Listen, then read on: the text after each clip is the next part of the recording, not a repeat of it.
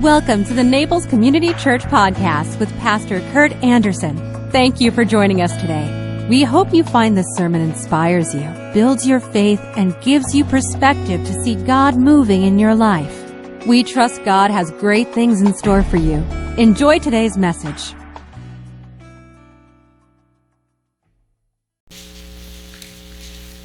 Well, Moses is dead. Moses led the people out of Egypt and led them through the wilderness wandering for those 40 years, and it was God's will that he was not going to be able to make it in, so he just sat on the top of Mount Pisgah and looked at the promised land, and that was the end of it, and he died. Joshua has to go the rest of the way.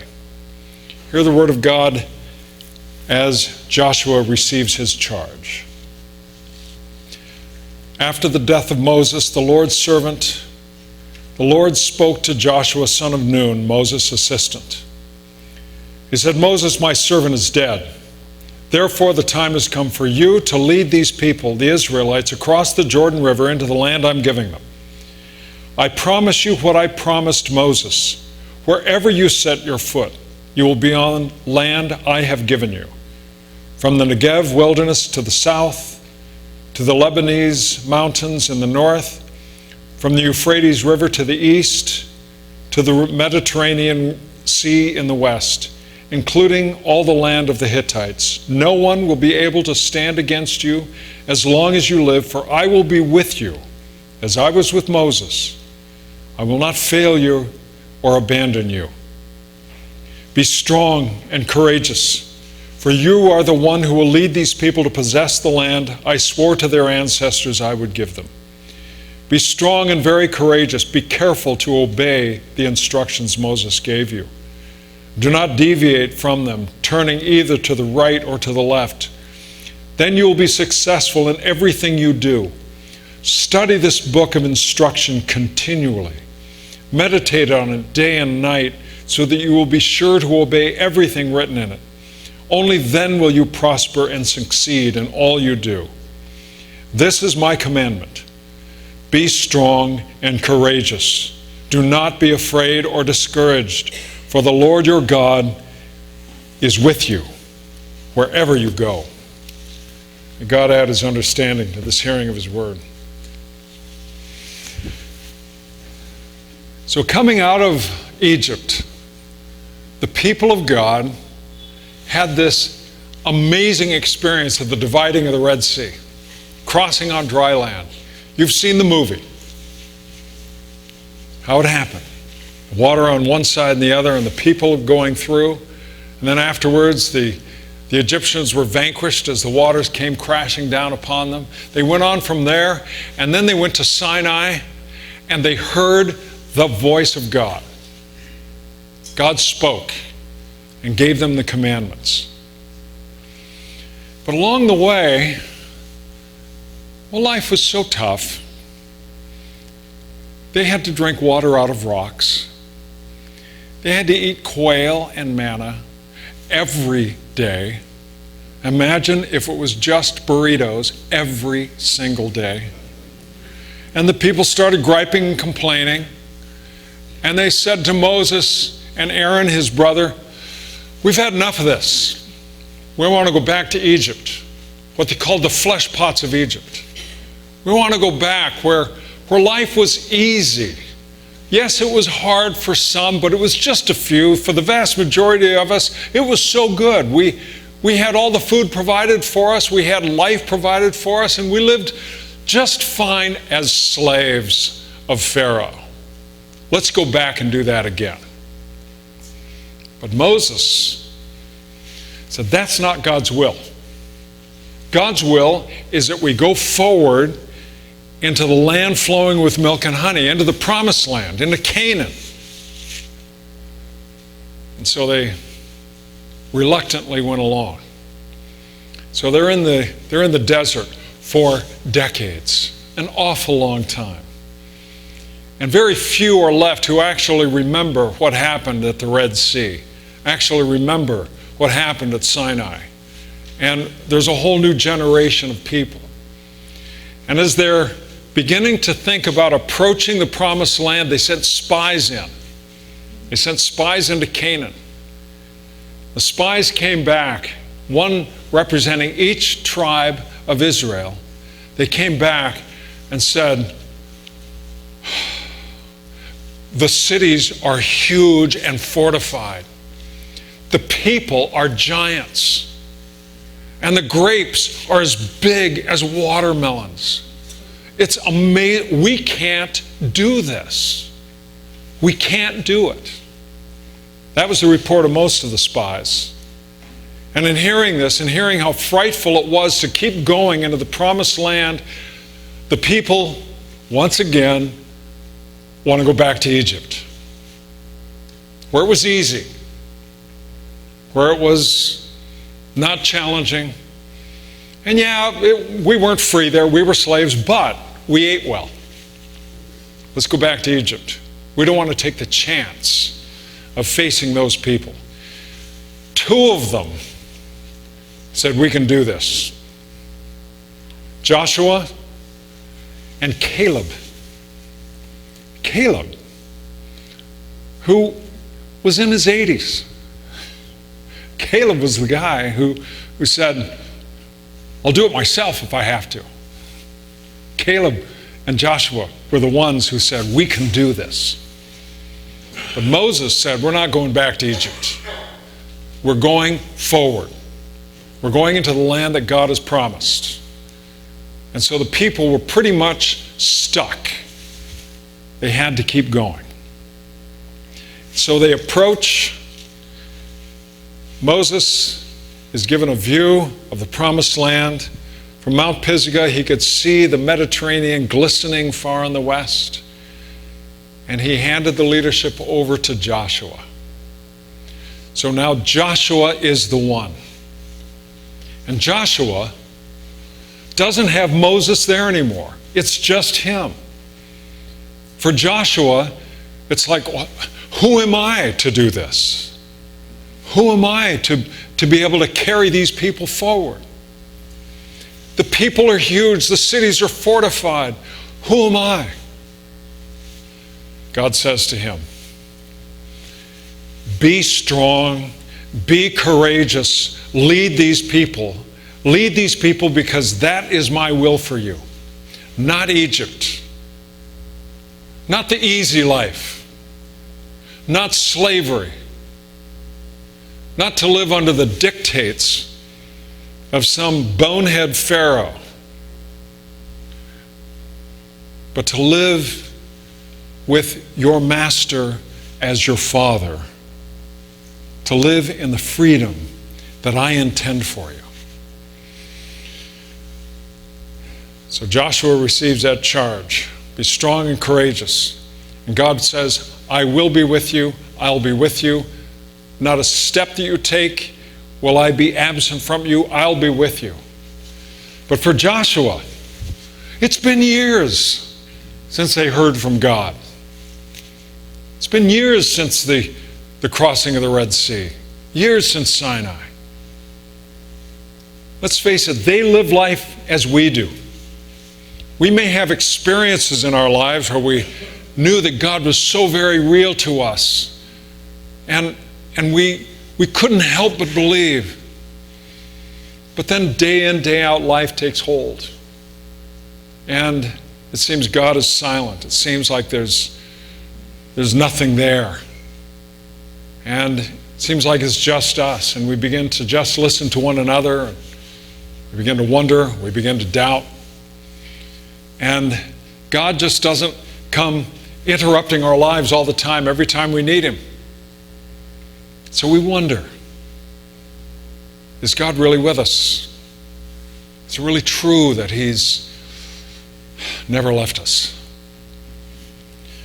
So the core value of our faith is not fear, it's courage. That's what God says to Joshua. And in saying it to Joshua, He's saying it in essence to all the people. Be strong and courageous. Do not fear. Survey the scriptures. Every time God shows up, he says, don't fear. Don't be afraid.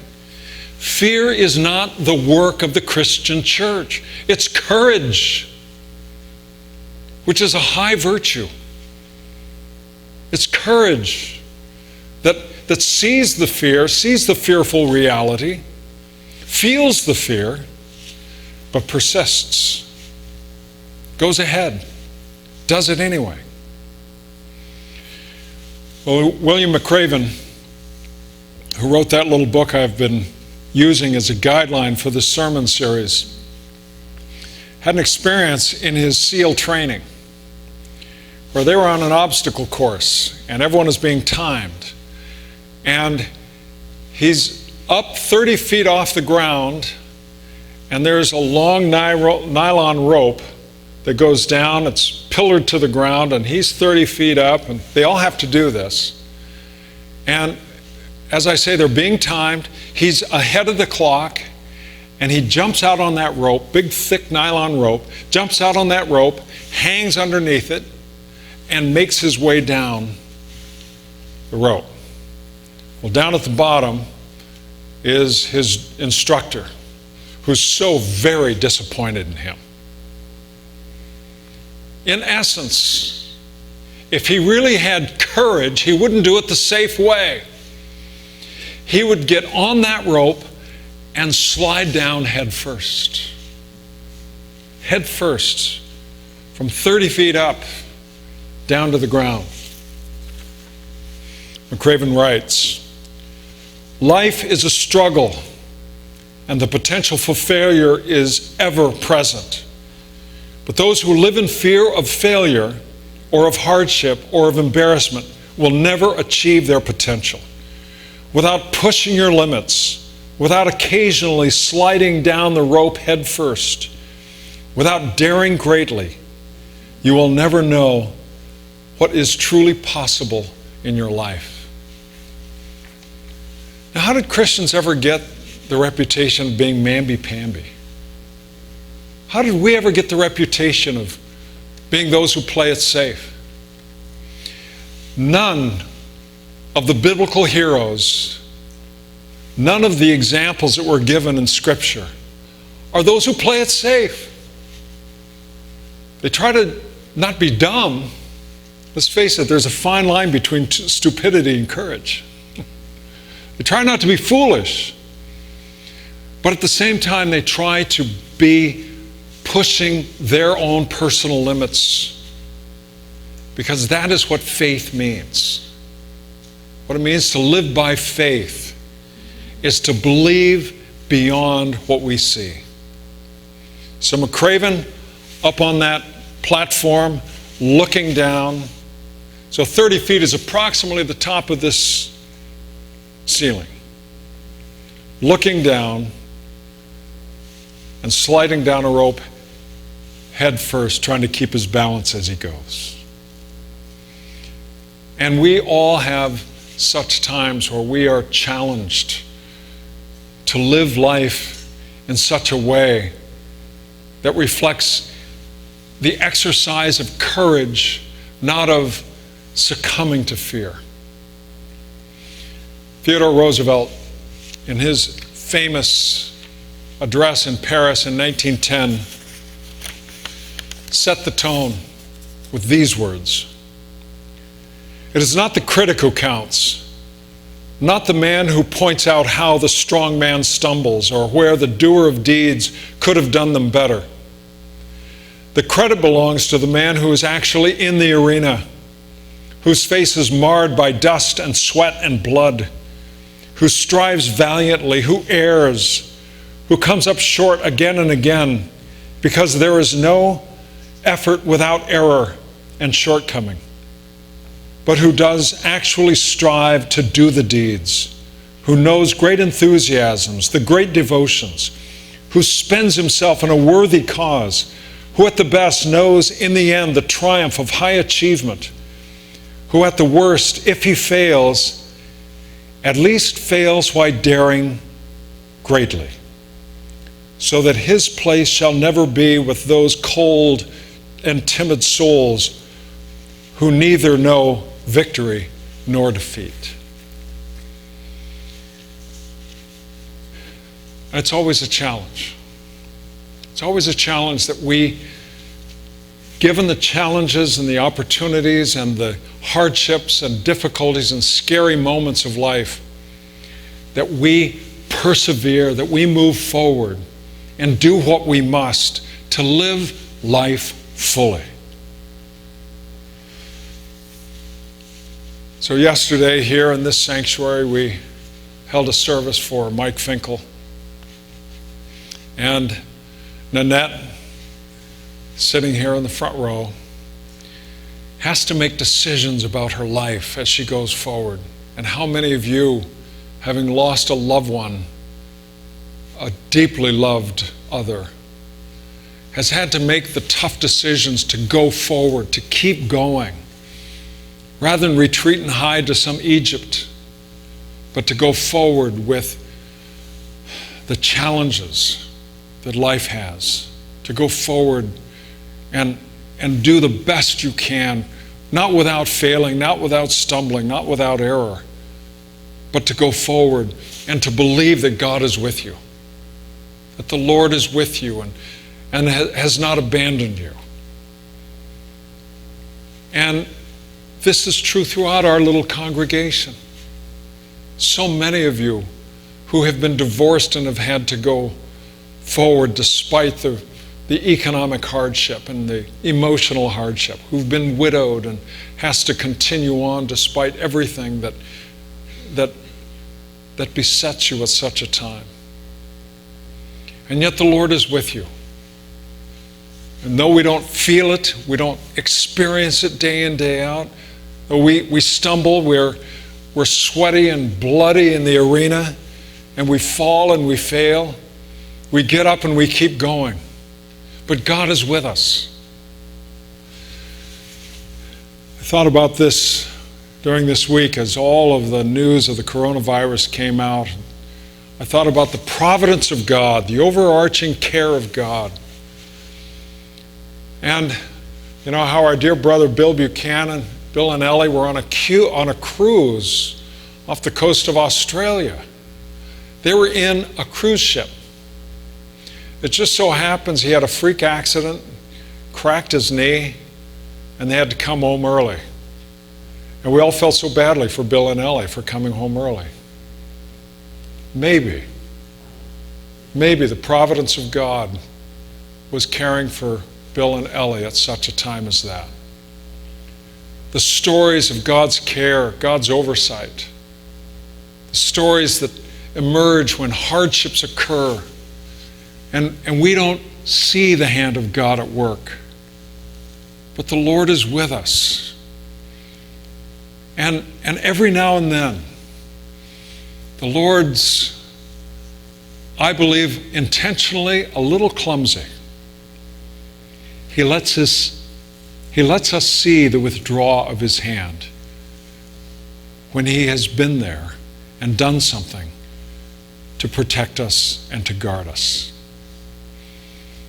And in reflecting on Bill and Ellie's experience, I have thought that was a clumsy withdrawal of God's hand upon their lives to bring them home, to be safe. And this is in no way any kind of a comment of those who are on that ship or those who have been sequestered on one of those many cruise ships because of the coronavirus.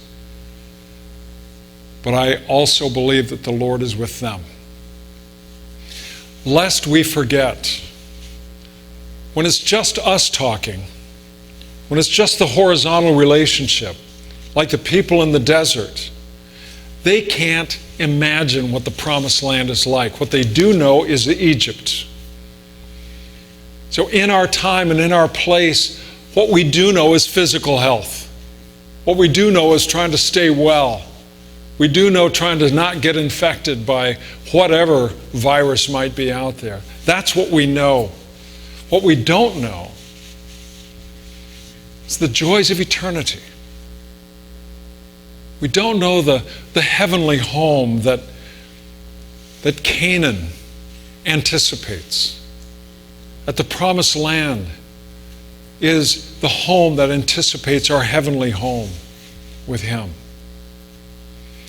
This life is precious, and we do everything we can to protect it and to live it well. But ultimately, this life is really the penultimate reality. This is the life that leads to the life that awaits us. We may want to run to safety, and this entails that we stay safe, that we take care of one another, we watch out for each other, we watch out for ourselves. But we have to live. We have to live this life that the Lord has given to us. It's rare that we have to go sliding down a rope, but it's common that we have to make decisions, and make decisions in order to be together, in order to love one another, in order to care. Let's face it, if we wanted to make no mistakes in this life, all we have to do is stay home and go through those thousands of channels that we've got on our TVs. Don't get out, don't do anything, and we're safe. We're not going to sin, we're not going to get sick. But loneliness will kill us. Isolation. We're not made for that. Our dear brother Peter has self-isolated all week long and felt like the risk of being here with all of you was worth coming and worshiping today. That's a personal, individual decision that we all have to make. And there are times when we have to dare greatly. But that's where life is lived. And that's where our Lord is honored and glorified. Because we trust Him. We trust Him. Will you join me in prayer?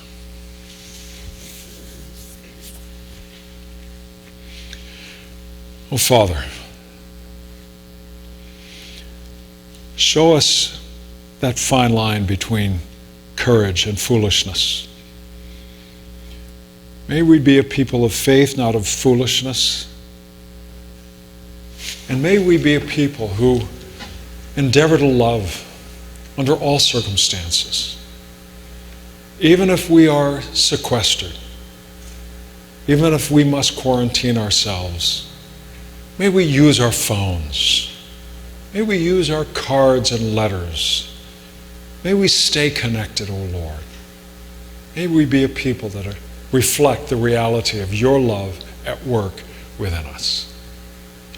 We ask this in the name of your Son, who went to every length to bring us to yourself. Amen.